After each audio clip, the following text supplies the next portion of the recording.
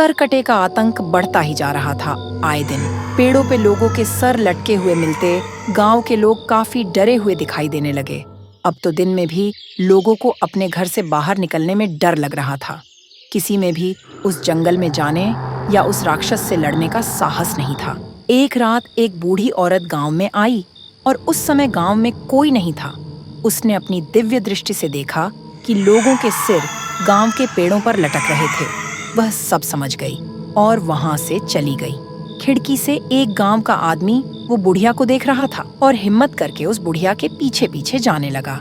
अचानक वो बुढ़िया गायब हो गई। तभी उस आदमी को एक झोपड़ी दिखाई दी और उसके अंदर से आवाज आई, इधर आओ। डरकर वह आदमी झोपड़ी के अंदर जाने लगा। जैसे ही आदमी अंदर पहुंचा, उसको कोई दिखाई नहीं दिया। फिर अचानक एक बूढ़ी औरत की आत्मा प्रकट हुई और उसने कहा, मैं जानती हूँ गांव वालों के साथ जो हो रहा है उसे करने वाला कोई और नहीं, मेरा ही बेटा है। गांव में शांति चाहिए तो मेरे बेटे के कटे हुए सिर को ढूंढकर उसको जलाना होगा, तभी उसकी आत्मा को शांति मिलेगी। अगली सुबह उस आदमी ने सारे गांव वालों को बुढ़िया वाली बात बताई और सब ने फैसला किया कि वो सारे लोग एक साथ जंगल जाएंगे उस कटे हुए सिर को ढूंढने। रात होते ही सारे गांव वाले हाथों में मशाल लिए जंगल की ओर डरते हुए चल पड़े और कटे हुए सिर को ढूंढने लगे। तभी जंगल के बीच से एक भयानक आवाज सुनाई देने लगी। फिर भी गांव वालों ने हिम्मत दिखाई और अपनी खोज को जारी रखा।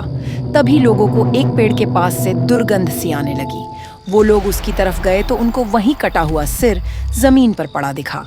गांव के एक आदमी ने हिम्मत दिखाई और आगे आकर उस कटे हुए सिर को लकड़ियों से कवर करना शुरू किया। तभी अचानक जंगल में तेज हवाएं चलने लगीं और वहीं सिर कटा राक्षस आ गया। गांव वाले बहुत डर गए और उस राक्षस से अपनी जान की भीख मांगने लगे।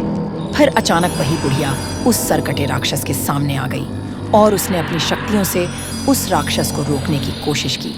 और इसी बीच गांव के एक आदमी ने पेड़ के पास पड़े उस कटे हुए सिर को अपनी मशाल से जला दिया। उस जलते हुए सिर के साथ राक्षस की दर्द भरी चीख निकल रही थी और देखते ही देखते वो धुएं की तरह गायब हो गया।